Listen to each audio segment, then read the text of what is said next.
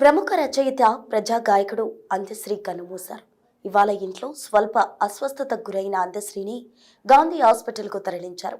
అయితే హాస్పిటల్కు తీసుకెళ్లే లోపే తుది శ్వాస విడిచినట్టు వైద్యులు ధృవీకరించారు.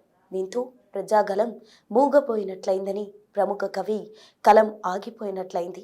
ఇక అందశ్రీ గురించి చెప్పాలంటే జై జై హే తెలంగాణ గీతాన్ని రచించి తెలంగాణ విశిష్టతను రాష్ట్రానికి ఒక ప్రత్యేక గుర్తింపును తీసుకొచ్చారు. తెలంగాణ ఉద్యమం నుంచి తుది శ్వాస వరకు రాష్ట్ర ప్రయోజనాల కోసం పోరాడారు. యాస భాషలో మంచి పట్టున్న అందశ్రీ సినీ రంగంలో కూడా పనిచేశారు. వరంగల్ జిల్లా జనగాం రేపర్తి గ్రామంలో జన్మించారు అందశ్రీ. ఈయన అసలు పేరు అందే ఎల్లయ్య. అనాథగా పెరిగిన అందశ్రీ కోట్ల మంది అభిమానులను సంపాదించుకున్నారు. అతని గేయ రచనలకు, సమాజాన్ని ఉత్తేజపరిచే గీతాలకు కాకతీయ యూనివర్సిటీ డాక్టరేట్ ఇచ్చి సత్కరించింది. గొడ్ల కాపరిగా ప్రారంభమైన ఈయన జీవితం అసాధారణంగా ముగిసింది. తెలంగాణ ఉద్యమ సమయంలో తన కవిత్వంతో ఉద్యమానికి స్ఫూర్తిని నింపారు. 1961 జూలై 18న జన్మించిన అందశ్రీ నవంబర్ 10, 2025న తుది శ్వాస విడిచారు. సుమారు 64 ఏళ్ల ప్రస్థానంలో ఎన్నో ఒడిదుడుకులను, అవార్డులను, ప్రశంసలను అందుకున్నారు. పల్లెల్లో పెరిగిన అందశ్రీ జానపద గీతాలు, కథలు వింటూ పెరిగారు. అప్పట్లో శృంగేరి మఠస్వామి శంకర్ మహారాజ్ ఈయన పాటలు విని మరిన్ని రచనలకు ప్రోత్సహించారు. ఇక అందశ్రీ ప్రధానంగా కవి మాత్రమే కాకుండా సినీ గేయ రచయితగా ప్రసిద్ధి చెందారు.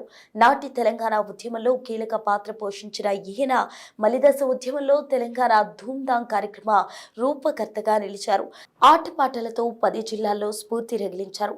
పల్లె నీకు వందనములమ్మో, పల్లె జీవితానికి అంకితం, మాయమైపోతున్నాడమ్మో మాయమైపోతున్నాడమ్మా మనిషన్నవాడు అంటూ తన కళానికి పదును పెట్టి సమాజాన్ని మేల్కొలిపారు. ఎర్ర సముద్రం సినిమాకు గలగల గజ్జల వండి అనే జానపద శైలి పాటలు రచించి గొప్ప పేరు పొందారు. 2006లో గంగా అనే సినిమాకు పాటలు రాసి నంది పురస్కారాన్ని అందుకున్నారు. అంతేకాకుండా బతుకమ్మ అనే సినిమాకు కూడా సంభాషణలు రాశారు. నారాయణమూర్తి ద్వారా విప్లవ సినిమాకు పాటలు రాయడంలో ప్రేరణ పొందారు. ఇక అందశ్రీకి వరించిన అవార్డులు, గుర్తింపుల విషయానికొస్తే ఈ ప్రజాకవి తెలంగాణ దేశవ్యాప్తంగానే కాకుండా ప్రపంచవ్యాప్తంగా అభిమానులు ఉన్నారు. అలాగే అంతర్జాతీయ స్థాయిలో పురస్కారాలు లభించాయి. 2006లో గంగ సినిమా పాటలకు నంది పురస్కారం, 2014లో కాకతీయ విశ్వవిద్యాలయం నుండి గౌరవ డాక్టరేట్ పొందారు. 2014 ఫిబ్రవరి 1న గౌరవ డాక్టరేట్తో పాటు academy of universal global peace Washington DC నుంచి లోకకవి బిరుదును పొందారు.